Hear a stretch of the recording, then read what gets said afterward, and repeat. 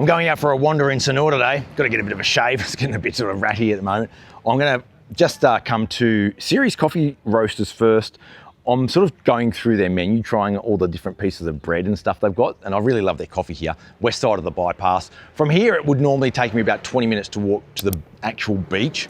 Today, because I'm still a little bit sick, I might actually catch a motorbike taxi, so I'll show you how that works as well. So let's get stuck in. All right, so you've probably seen me come here a few times before. This is what it looks like. Here we go. Hey Ken, how you going? So this inside, beautiful little styling, isn't it? So I'm going to order myself a coffee and some, I don't know, bread or some sort of pastry or some sort. They've got all these nice little homemade baked stuff here. It's all really good. So they've got an indoor and outdoor seating area. It's really just a beautiful setup. One of the things about this place is that the sort of baked goods that they do are not very fancy. They're not trying to be over the top fancy. They're just trying to perfect the ones that they do. So they do very simple baked goods that are just phenomenal pieces of bread and that sort of stuff. One of the famous ones that a lot of people from all over southern sort of Bali come for is, it's called salt bread. So it's just like a bun with like butter inside it with salt on top. And when they heat it up, it's just beautiful, especially when it's really freshly out of the oven, just sensational. It's a very popular place with locals, not really so many foreigners come here, even though it's in a sort of the west side of the bypass where a lot of foreigners would live. Just really popular with locals. It's a little bit more expensive than most places in Sanur for coffee and your pastries, but I think it's worth it. I think the quality is right up there, and I think if you're into your good coffee and, I don't know, just pastries or bread that's of a good standard, you've got to come here. The thing is about this place, they've only got this place rented for a couple of years. It's sort of like a trial for them. They didn't know whether this concept was going to work in somewhere like Sanur. So they've got to find a new place to go and move to in the next sort of year or so. So that's going to be interesting.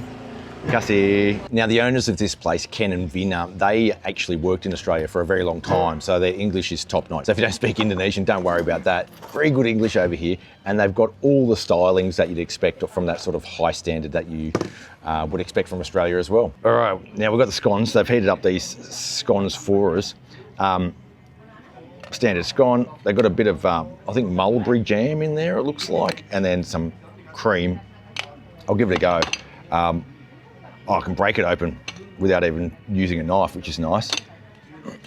All right, do I get the top or the bottom? All right, let's do it. Do you put the jam on first or the cream? That's an interesting one, isn't it? I'm gonna have like an argument in my comments now about the aficionados on scones. Here we go. All right, so there you go. This is the sort of stuff that's quite simple here. Now, scones are very simple, but there's actually nothing nicer than a nice scone, is there really? Old school, but it's old school for a reason, because they're good.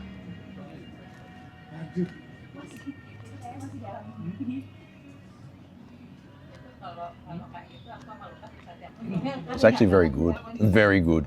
That jam, so I know that they make that themselves because they source their own mulberries and make stuff out of it.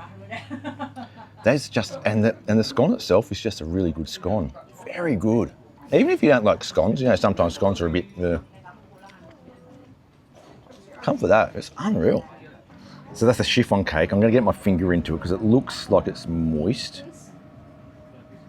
Yeah, that's really moist. You can see there, that's got bits of cheese in it. So that's a very Indonesian or Asian thing to do, is to put chunks of cheese into things like cakes. It's not a cheesecake in any way. There's bits of cheese in it. So it's a bit weird for our flavour, but if you're in Asia, you got to do the Asian thing, so I'm going to check it out. All right, you're going to try the coffee out. We know it's great. Let's give it a go. That is a good one. That is a very good one for you. All right, so let's try this this chiffon cake. Look at it. Chunks of cheese in there. It's a bit weird.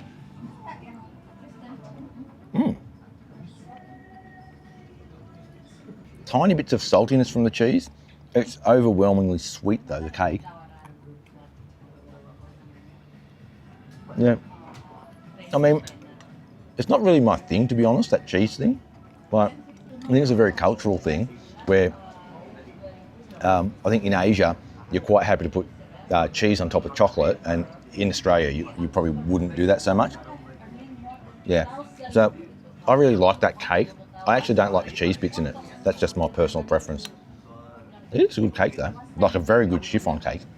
An interesting fact about that cake, that chiffon cake, they put little bits of orange peel in there, like really fine grated pieces of orange peel in there. It just gives it a wonderful fragrance and flavour. A beautiful, beautiful cake. Now, if you love the cheese thing in there as well, you're going to love that one. So I'm going to go down to the beach now, but I'm going to use Grab, the app that's called Grab. It's a bit like Gojek as well.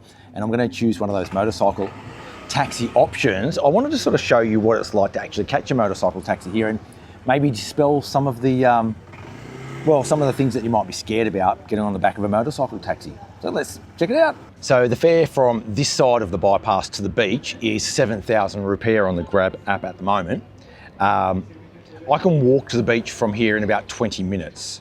So I'm sort of living pretty close to the beach, but not so close that I want to walk there every day. So I will usually use my own motorbike, but if you don't own your own motorbike, it's easy to get one of these Grab bikes as well for 7,000. It's sort of really economical. If you saw my video about Dave, the Kiwi guy, he said that what he does, he catches motorbikes everywhere using these apps, so both Gojek and Grab. Now, Gojek, that name comes from the word ojek, so ojek means motorcycle taxi, and they just use that name to sort of make their own app name. And it's sort of a typical way throughout Indonesia to get around from A to B, and people of all ages will use them. As a comparison, if you wanted to get a car from here, it's 22,000, but sometimes you get like little special discounts and stuff, and they can reduce the price as well. So it's actually pretty economical to get around in those little Grab cars as well. Just almost like a taxi, isn't it, really? Hello. The good thing is that when you get on these bikes, you always get given a helmet and you're driven around with an expert. Like these guys are driving around all day, they know what they're doing. And I find it to be quite a safe option. I've never actually had a crash on the back of a motorbike like this, and I haven't really seen I haven't seen any incidents. Now, that doesn't mean it doesn't happen. I mean, getting around on a motorbike obviously is just more dangerous than being in a car. It just is. But it certainly is a bit quicker and it's a bit cheaper as well. And if you're a single especially, it becomes a little bit more of a thing that you're probably going to want to do, is get around on the back of a motorbike. So once you get used to it, it's actually just like second nature.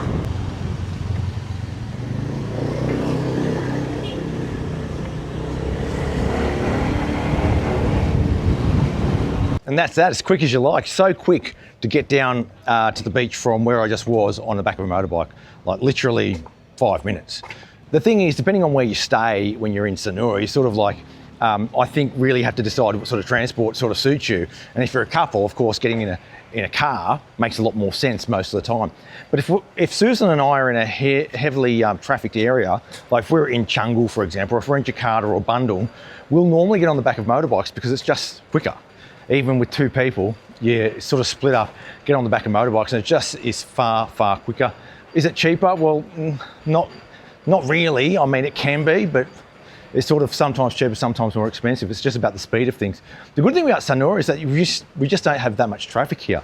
So the whole motorbike thing really sort of becomes more of a thing if either you're living here long term and you want to zip around on a motorbike, or if you're here on a short-term trip.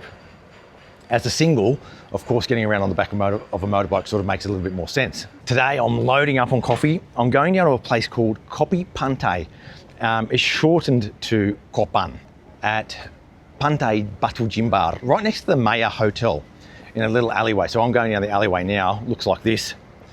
And at the end of this is the beach, yeah? So the main road's behind me, Jalan Danau Tumblingan, and then in front of me is the beach. So I'm coming down here basically just to get, I think I might get an iced coffee down here. That's the sort of thing I've had before. If it's open, you never know with these sorts of places. They can be open or closed depending on what's going on. Here we go, this is it, Kopan, there you go. So what am I going to get? Oh, there you go. That one looks cool, or that one there, Kopan 2.0. Espresso, fresh milk, palm sugar. That's good, isn't it? People have been sort of asking me to tell them what time I'm sort of walking around. At the moment, 10:30 a.m. That's why it looks like it does at the moment, a bit sunny. Got to get the staff here.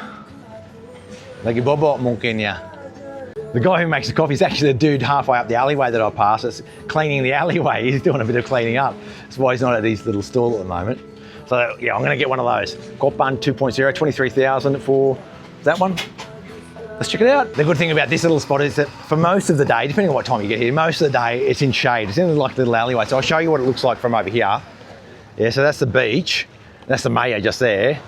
Yeah, these guys are the coolest guys on the beach. And then, yeah, so that's Kopan there. Nice little spot to just sit in the shade. Even if you're going for a walk along the beachfront path and you sort of stop in here, it's a nice little spot for a break, I reckon. It's a beautiful day for it though, isn't it? So the story is here, you have all of that fresh milk, you have the espresso shot in there, and then down the bottom, that looks to be all the gula aren, or the palm sugar. The guy asked me, do you want less? Because most foreigners want a little bit less sugar. I normally just get it with the full amount of sugar and then mix it to my own taste. I often don't mix in all of it because I think it's a little bit too sweet, but sometimes if you don't get enough in there, it's a little bit plain as well, like, you know. So I'll taste it without any mixing.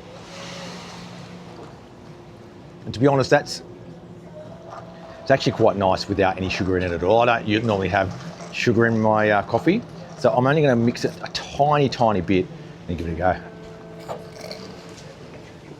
Yeah, that's the story, isn't it? That is the story. There's a great little place to come down for a little iced coffee. I really love it down here. Just a nice spot for a rest, you know. And for that price, 23,000, absolute bargain. As you probably know, over the past couple of weeks, I've been sick. I am still sick, but I'm getting better by the day, only slightly. It's a very slow return to full health. And it got me sort of thinking that if I was sick like this back in the old days when I had a full-time job, how would I handle this as far as taking time off work? And I rarely took more than like a day or two off work. Like I would almost never have I'd almost never have 2 days off work, but certainly anything more than 2 days just wouldn't happen. Even if I was quite sick, you always sort of have to pull yourself back to work. And not only because of the social pressure of people thinking you're a wimp, but I actually thought of myself, like if you have more than a couple of days off work, you're a bit of a wimp, you know? Get back to work and get stuck into it. I don't know, I sort of feel that way at the moment as well. I'm still making videos even though I'm sick, but I've got the ability now to sort of work around my illness, so I don't have to get out first thing in the morning. If I'm feeling a bit rough in the morning, I can go out a bit later and go in the afternoon or what have you. And that's sort of what's been happening. It's sort of been working around that. But yeah, it's an interesting point, isn't it, when you have one of those full-time jobs, how you sort of have to adapt to, you know, some artificial time frames. I think I might just duck up to Pantai Karang. So between Pantai Batu Jimbar and Pantai Karang, there's not really any hotels or cafes along there. There's all these sort of big villas, these privately owned buildings and that sort of thing, but not really anything of note. It's sort of like at night it gets a bit dark and stuff around here as well, but it's not a bad little walk. It's just a little bit boring as you come up here. A few sellers along the beach. Not a bad place for a swim though. Along this part of the beach, you can normally see Gunung Agung sort of in that sort of shape. It's about 3,300 metres above sea level. In the mornings, you're more likely to see that, especially in the drier seasons, like at the moment, because we've had such good weather recently, you've been able to see Gunung Agung pretty clearly on most mornings. And then over there, you can see Nusa Penida and Nusa Lembongan, both are there. It looks like one island. That's actually two islands that you can see over there. There's actually three islands there, but one of them's sort of a little bit masked. Although maybe it is visible, I don't know. I wouldn't be surprised if you could see the top of Nusa Ceningan, but it's sort of hard to make out because Nusa Penida is such a tall island that it sort of makes it look like those islands there are all just one island, yeah? But there are three islands there. Whether you can see Nusa Ceningan, which is behind Nusa Lembongan or not, I don't know, but yeah. Not that far across there. It's about half an hour on a boat if you get one of those boats across there. Nice little spot too. It's just another boiling hot day here in Paradise. Absolutely boiling. I mean, it doesn't get a lot hotter than this. Honestly, it's just so hot and humid, and there's no clouds around hardly. I'm not complaining, but you just got to sort of keep stopping and having a drink every now and then because you sweat so much in this weather. It is beautiful though. It is beautiful, beautiful weather. It just looks so good. It's only a short little walk up here to Pantai Karang. So Pantai means beach, Karang means coral. So this is the coral beach, and the way that you can remember this is Pantai Karang because it's the one that has the temple made from karang, yeah? So the temple made from coral right here. And there's a lady in there putting some offerings in. Isn't that a beautiful temple? All made from the coral that's come up from the ocean there. It's a beautiful, beautiful temple. Sort of a little bit unique as well. This whole area is quite beautiful. Down at the beach here, with all this big garden, almost like a coral garden that people have built down here over the years. Little statues around the place. This is where they also do that morning yoga session, which is free. Something that should be checked out 7:30 every morning. Yeah, just a nice beach. Very low key because there aren't any restaurants or cafes or hotels here. In the car park there's a few little warungs and places to eat as well. And then along here, you've got bike rental, you've got sun lounge rental, and then on the left over here in the car park, you'll often get little cremations happening, which is just a really amazing cultural phenomenon that you have to stop and watch if there's one going on the day that you pass. Actually, I might just cut up Jalan Pantai Karang to the main road, because if I go along the beach too much further, I'm going to end up at the Icon Mall a little bit too far north, a little bit further north than I wanted to go. I wanted to actually go to that Olli Bakery again, see if I can see something else in terms of cakes that I haven't tried before, that's of interest, and maybe have another coffee there. That's the plan. So let's see what I can find. They're currently renovating all of these little shops down here at Pantai Karang as well. Not sure how long that's going to take, but it's been in progress now for a couple of weeks, I think. I mean, it's always nice to get things sort of renovated and renewed, isn't it? They're also doing a lot of renovation down at the Sindhu Beach Market as well, which is where all those ladies sell from their arts and crafts shops. All of that's changing as well, and I saw that they were putting them up for rent, a lot of those shops as well. You can go and rent them. And there are so many shops available for rent there. Last time I walked through there, most of the shops aren't actually being used because they don't really have enough customers to justify it. You actually see a lot of the walls in Pantai Karang have these karang walls. Look at that, beautiful walls made from the karang. I don't know how that actually worked in the old days when they actually made those. So they just go and pick it up like because it was already broken, or do they actually go and mine it? I don't know. We are coming up to Nyoman Kedai Kopi. So that's a pretty popular place for a lot of people to go, that little place in there, Nyoman. It's not a place that I go, but a lot of people sort of swear by it. Okay, coming up to the main road, Jalan Danau Tumblingan. Let's go for a walk along here, see what we can find, see if there's anything happening. I mean, it's a hot, sleepy day, and you know, it's pretty quiet in Bali at the moment, even though the school holidays are upon us. It still feels pretty quiet. To be honest, it feels like there's just a slight increase in the number of people here compared to just a couple of days ago. So maybe those school holidays just are sort of firing up as far as, you know, families and stuff coming here. And maybe if you're a school teacher or whatever, you might be looking across at the moment. So that feels just slightly more busy, but it's still quite quiet, but just maybe it's an inch above where it was maybe a couple of days ago. Now, I'm conscious that not everyone watches all of my videos. I know that's a bit of a commitment to watch all my videos. So I often go back over places I've been before. Like, I've already been to this Olli Bakery before. I'm going again, not just to show you once again, but because I'm genuinely interested in trying some of the other products on offer there. So this is the place. It's a Japanese sort of look and feel. I'm really struggling out there today in that heat. I really am. Get my hot coffee and get a little Portuguese egg tart and then keep going. The next drink I have is have to be an ice one, like a real watery one, I reckon. In fact, what I should be doing is probably carrying one of those water bottles around with me. Like, you know, some people like sling them over their shoulder in one of those little water bottle bags. That'd be the way to go, wouldn't it? Because I reckon I could lose 2 kilograms easily walking around in this sort of weather. Like, I know if I go for a run and I weigh myself before the run, and then after the run, if I go for a 10K run, I will lose 2 kilograms in water, which is, yeah, it's really severe in this sort of heat and humidity. So I probably should start getting into the habit of sort of taking the water with me, at least when I go walking. Probably pretty good advice for anyone that comes here, actually. Bring water with you. Look at that coffee, beautiful looking coffee, isn't it? And then the little Portuguese egg tart. and then that. So the good thing about this is that not every cafe makes their own baked goods, but this place does. Like everything they make here on the premises. So it's all just a little bit unique, you know, you're only gonna get it here. That's such a good coffee. Like it is a really, really good coffee, that coffee. One of the top ones here in Sanur. Now, a Portuguese egg tart is a tough one to get right, I think, because the pastry can often be a little bit too flaky, but let's give it a go. That's good. So when you include tax and service and all that sort of stuff, the cost of the coffee and the Portuguese egg tart was 84,400. That's pretty good value, isn't it? I just having my coffee, and then Pim here bumped into me and said, "Oh, I watched your channel. How you going, Pim?" Hello, nice to meet you. So, tell us your story. Why are you here? Love brings me to Bali. Yeah. I had my girlfriend more than a year ago now. Yes. And I travel back and forth like 5-6 times a year. Yep. And right now we are in the stage. She will be coming over to Europe. Yep. Very soon for 3 months. And now we're going to stay in Europe for a while, you know, after she come back, and then she can come back to Europe again.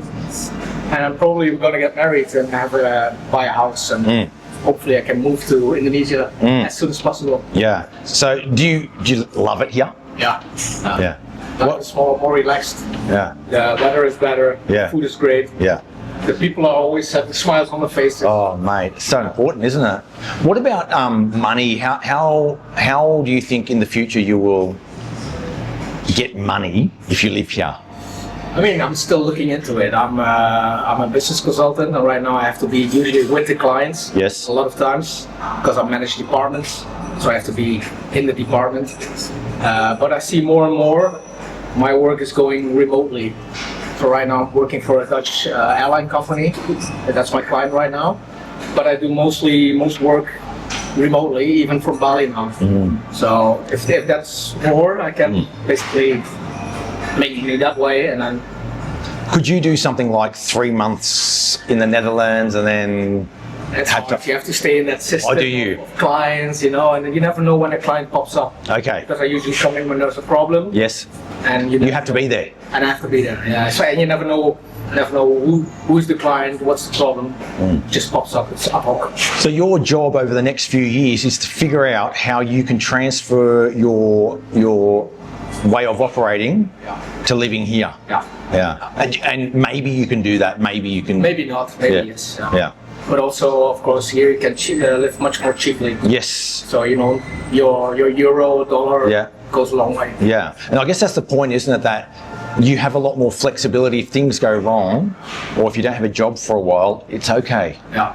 And because of prices in Europe are so inflated, for example, my house. Yeah. If I sell my house, I could live off my house, off that earnings for years, you know? Wow. So. Yeah. I think a lot of people in Australia as well are feeling that way, where the house prices have inflated so much that if you just liquidated your assets, you don't need to earn any more money ever again if you live in Indonesia. Yeah, exactly. It's incredible. So just, this cutoff point, or this, how do you say that, this point, you just need to figure out what that point is and not try to live like a king here, just live a normal life. Yeah. Do you think that you would be able to retire a bit earlier if you lived here?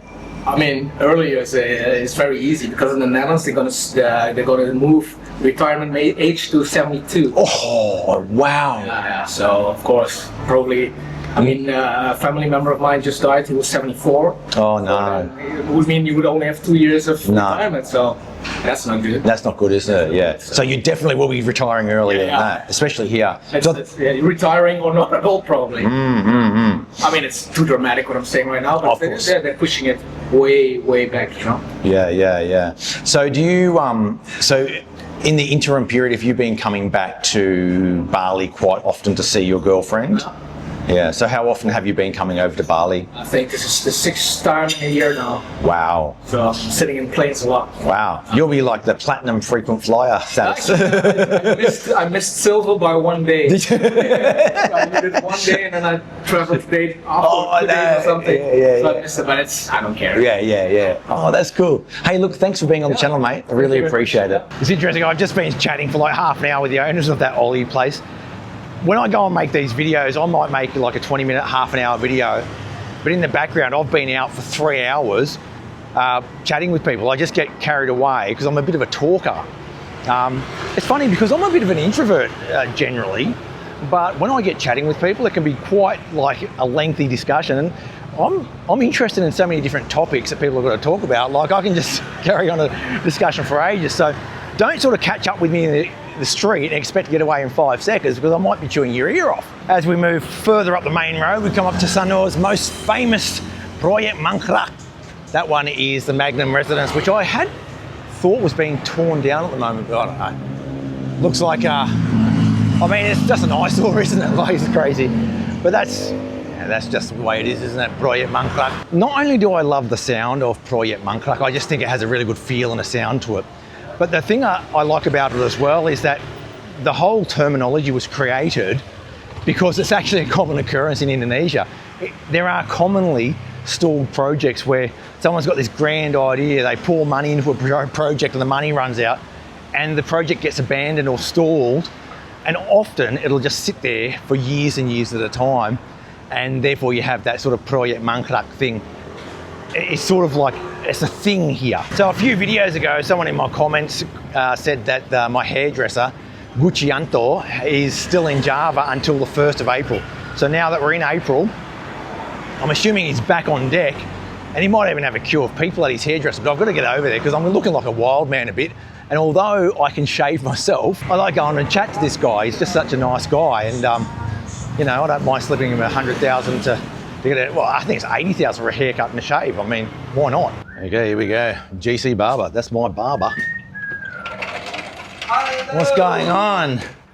Apa kabar, Pak Adam? Baik-baik saja, terima kasih, Pak Gochi. Yes. Bagaimana pulang kampungnya? Bagus. Bagus. Ketemu orang tuanya atau saudaranya? Betul. Semuanya ya. Ketemu saudara, orang tua. Udah segar. Sudah segar, fresh. Kalau balik lagi dari Banyuwangi, arus baliknya gimana? Macet? Tidak begitu. Tidak begitu. Ya, tapi waktu dari Bali ke Banyuwangi, ya. 6 jam. 6 jam. Ya. Jadi antriannya di pelabuhan? Di pelabuhan. 6 jam? Atau sebelum itu macet dulu. Ya. Macet. Sampai mungkin negara? Yeah, exactly. 35 kilo. Wow, 35 kilometer traffic jam. Yeah. Wow, that is crazy. Truck, bus. Yeah. I experienced some of that coming back from Banyuwangi when I went to Banyuwangi. When I came back, the traffic was lined up for 35 kilometers, but but also on my side of the road. Yeah. So I would like a haircut and a shave. Yes, sir. This guy is the best barber going. I promise you. Panas Pak Gochi. Sekarang mulai musim kemarau ya. Kemarau ya. Yeah. And prediction the kemarau is a little bit longer. Oh, it's a prediction of a long, wet, dry season. Yeah, long dry. Oh, wow. Okay. Well, let's get this hair cut, done and dusted. Terima kasih, Gochi. Sama-sama, Pak. Ya, sampai nanti ya. All right, there we go. That's about the cleanest shave you're ever going to get. Get a few layers of skin shaved off as well. That is a sharp razor. He uses one of those cutthroats in there. Haircut's really short as well. But you need a trim every now and then, don't you? You know, it's just a bit of a tidy up. While I'm down this end of town, I thought I might just go and have a look down at the beach at Pantai, Sanur, see if there's anything going on, see what it looks like at the moment. Haven't been down there for a little while. Pak Gochi, the barber, is actually from Banyuwangi originally, and he's really passionate about Banyuwangi itself.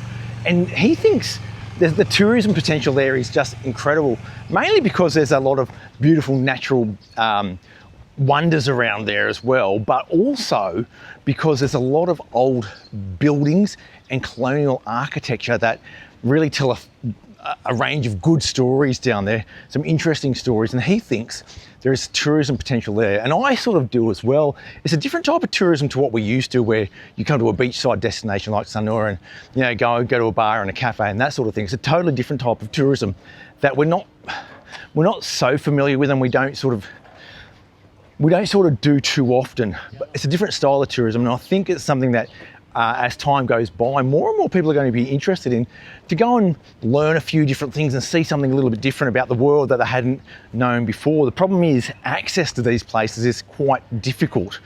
You know, the sort of trip that you want to do is hard to do without language, and I find that sort of barrier to be a little bit of a problem. I mean, for me, it's no big deal, but for other people, yeah, it could be a problem. I feel sad about that actually, because I think a place like Banyuwangi is just fantastic. All right, we're down here at Pantai Sanur. Let's have a look, see what we can find. Beautiful day, isn't it? All right. Now we have a lounge. See that lounge chair? That's what the sign over here says, lounge chair for rent. And then that's what the scene is at the moment. Right, okay. Not much to see except a beautiful, beautiful day. Beautiful. Looks good, doesn't it? This is Sanur. This is the wonderful part of the world. Just glorious weather, beautiful day to go out and just have a bit of a wander around, go and get a haircut, have a few coffees and speak to a few people. So what I like to do. Thanks for coming along for the ride today, and thanks for watching. Make sure you hit that subscribe button to keep up to date with all things Sanur and the rest of Indonesia. I'll catch you next time, and sampai jumpa.